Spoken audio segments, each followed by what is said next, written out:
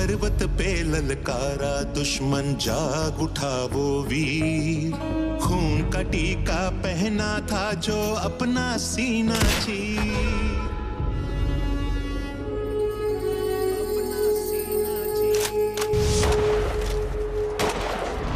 वो लोग हैं जो बांसुरीधारी कृष्ण की पूजा करते हैं, तो हम वही लोग हैं जो सुदर्शन चक्रधारी कृष्ण को भी आदर्श मान करके चलते हैं।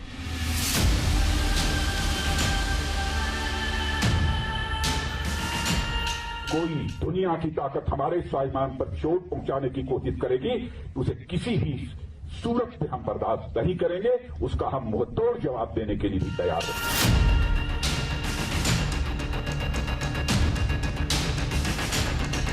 लद्दाख का तो ये पूरा हिस्सा ये भारत का मस्तक है। 130 करोड़ भारतीयों के मान सम्मान का प्रतीक है।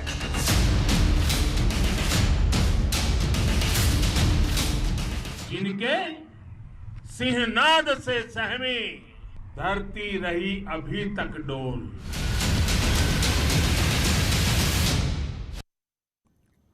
ठीक एक साल पहले 15-16 जून की रात जब हिंदुस्तान चैन की नींद सो रहा था, तो उसी वक्त हमारे जवान लद्दाख के गलवान में चीनी सैनिकों से दो हाथ कर रहे थे। गलवान में हमारे 20 जवान शहीद हो गए। चीन की सेना को भी भारी नुकसान हुआ। गलवान के उन बलवानों को नमन जिन्होंने देश के लिए जान की परवाह नहीं की। गलवान में उस रात क्या हुआ था, उसके बाद हमारे जवानों ने कैसे चीन को सबक सिखाया, इस वक्त क्या हालात हैं, विस्तार से समझिए।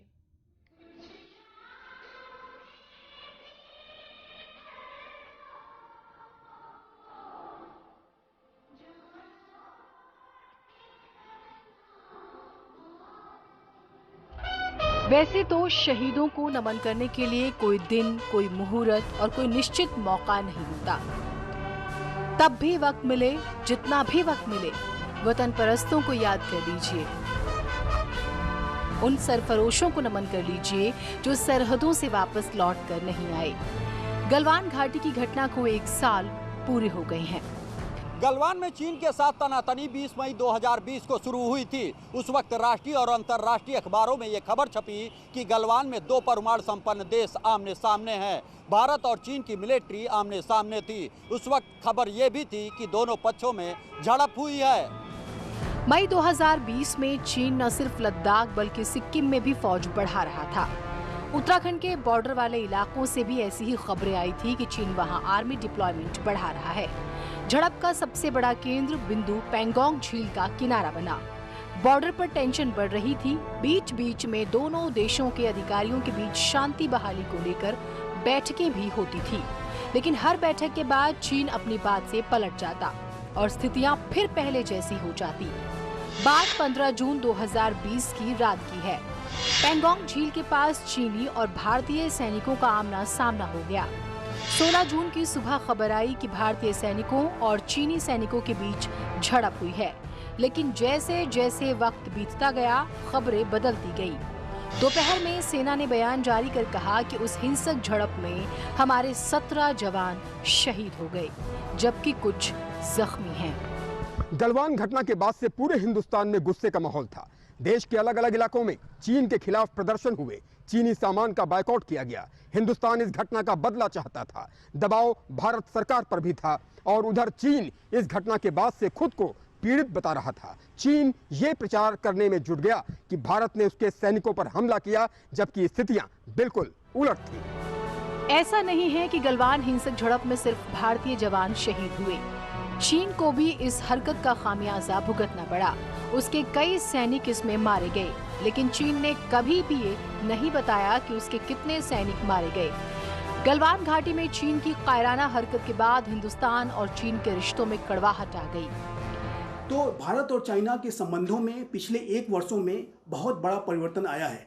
गलवान हिंसा जो 15 जून 2020 को हुई थी, उसके बाद से भारत और चाइना के बीच में जो भी ट्रस्ट था वो बिल्कुल टूट गया और भारत ने ये स्पष्ट रूप से समझ लिया कि ये जो चाइना है, जो विस्तारवादी, उपनिवेशवादी, आधिपत्यवादी चाइना है, इसका मुकाबला पोजीशन ऑफ स्ट्रेंथ के साथ ही किया जा सकता है। और इसी वजह से भारत ने इस चाइना का मुकाबला करने के लिए अपनी जो पूरी तैयारियां हैं वो फुल फॉर्म में करना शुरू कर दी। नेहरू से लेकर नरेंद्र मोदी तक भारत ने हर बार बातचीत के जरिए सीमा विवादों को सुलझाने की कोशिश की। गलवान केस में भी भारत ने कई राउंड बातचीत की, मामला सुलझ जाए, लेकिन चीन ने एक बार फिर से साबित कर दिया कि भारत कितनी भी कोशिश कर ले, वो अपनी विस्तारवादी हरकतों से बाज नहीं आएगा। गलवान में विवाद के लिए कई कारण थे। भारत लगातार अपने स्थिर बॉर्डर इलाके में मजबूती बढ़ा रहा था। ये बात चीन को पसंद नहीं आई। इसी वजह से उसके सैनिक भारतीय जवानों से उलझते रहते हैं। इसके अलावा चीन ताइवान और हांगकांग के मुद्दे से दुनिया का ध्यान भटकाने के लिए भी भारत के साथ टेंशन बढ़ा रहा था। लेकिन तात्कालिक कारण ये था कि चीन ने गलवान घाटी में घुसपैठ शुरू कर दी थी। गलवान घाटी में उसने पेट्रोल पॉइंट 14 तक मिलिट्री बेस का निर्माण कर लिया था, जिसका भारतीय जवानों ने विरोध किया तो झड़प होने लगी। चीन ने भारतीय सैनिकों को इस इलाके में पेट्रोलिंग करने से भी रोका था। अब ये बिल्कुल स्पष्ट हो गया कि चाइना का मुकाबला पोजीशन ऑफ स्ट्रेंथ के साथ ही किया जा सकता है, और इसी वजह से भारत ने चाइना के साथ जो भी वार्ताएं हुई हैं गलवान हिंसा के बाद, उसे भारत ने पोजीशन ऑफ स्ट्रेंथ के साथ ही किया है। भारत चीन सीमा पर अपनी जो पोजीशन ऑफ स्ट्रेंथ है उसको लगातार बढ़ा रहा है, और पोजीशन ऑफ स्ट्रेंथ को बढ़ाने की प्रक्रिया में भारत ने अपने फोर्स का डिप्लॉयमेंट बहुत ही तीव्र गति से करते हुए, एक हाई अलर्ट मोड में रहते हुए बड़ी संख्या में फौजियों की वहां तैनाती की।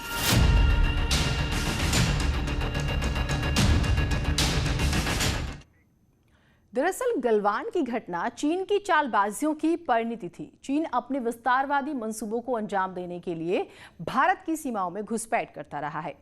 पहले भी कई बार उसने ऐसा किया है और अभी भी कर रहा है। चीन को उम्मीद ही नहीं थी कि गलवान में भारत इतना बलवान है।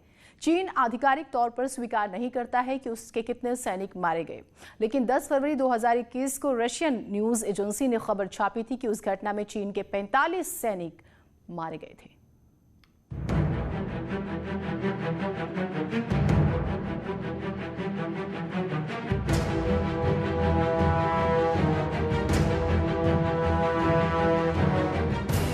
गलवान घटना के बाद भारत की चीन को लेकर नीतियां बदल गई। डिफेंस एक्सपर्ट्स कहते हैं कि उसके बाद से न सिर्फ बातचीत बल्कि भारत ने पोजीशन ऑफ स्ट्रेंथ के हिसाब से कदम उठाए। भारत ने चीन से सटे हर इलाके में डिप्लॉयमेंट शुरू कर दी। इधर बातचीत का सिलसिला जारी था, तभी 3 जुलाई की सुबह जवानों का हौसला अफजाई करने के लिए पीएम मोदी खुद लेह पहुंच गए। भारत चीन कॉन्फ्लिक्ट के बीच प्रधानमंत्री का लेह जाना न सिर्फ चीन बल्कि पूरी दुनिया के लिए संदेश था।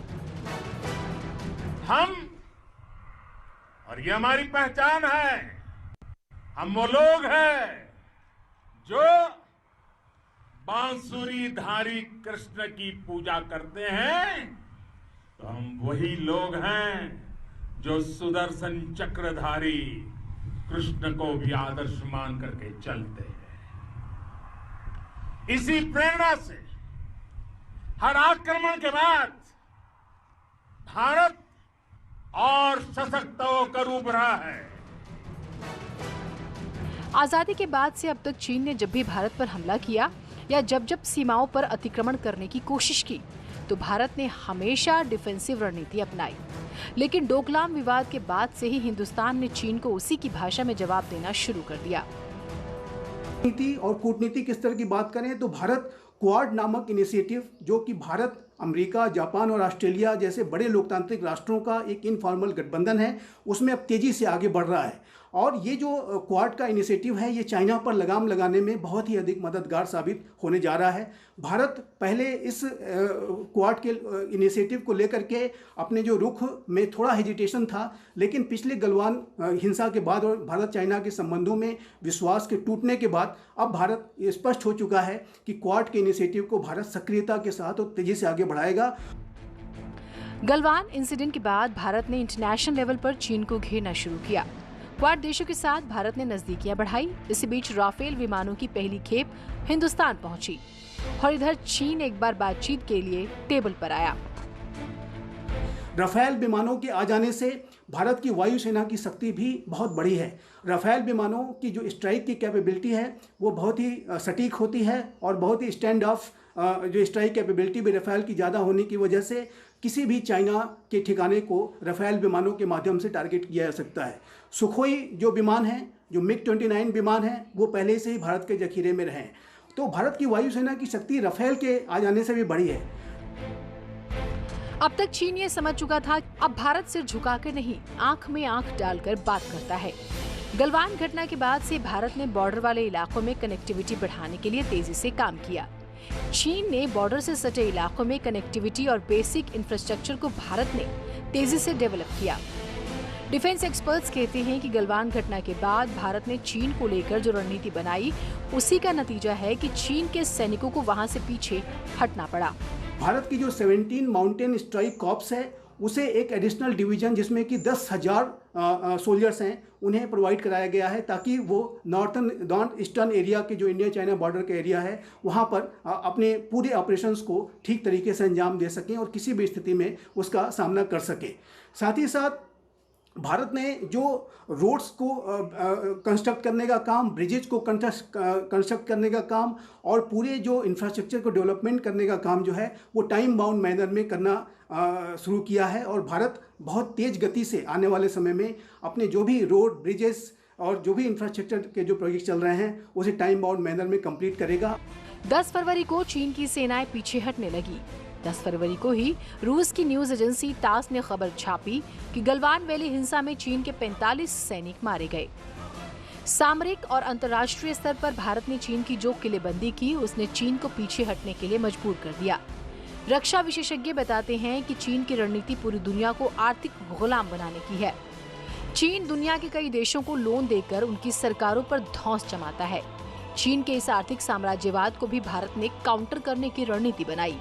हाल ही में भारत G7 की बैठक में शामिल हुआ, जहां चीन के खिलाफ कई रणनीतियां बनाई गई कि वो जो चाइना का आर्थिक उपनिवेशवाद है, जो BRI का जो उसका एक कॉलोनियल प्लान है, उसको भी काउंटर करने के लिए G7 राष्ट्रों के द्वारा लागू किया जाने वाला बिल्ड बैक बेटर वर्ल्ड नामक इनिशिएटिव को भी भारत आने वाले समय में समर्थन दे सकता है।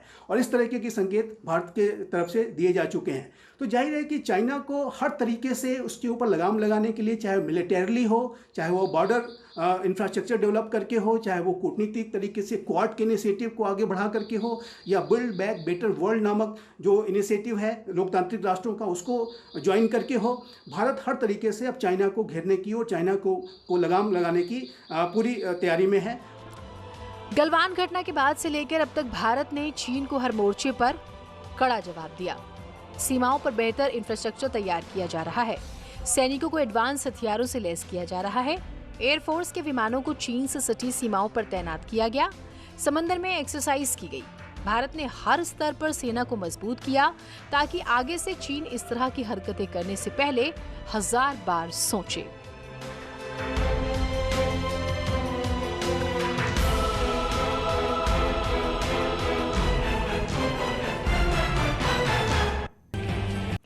मस्जिद शहीद करने वालों को वोट दोगे, उस वायरल वीडियो में यही शब्द सुनाई दे रहे हैं।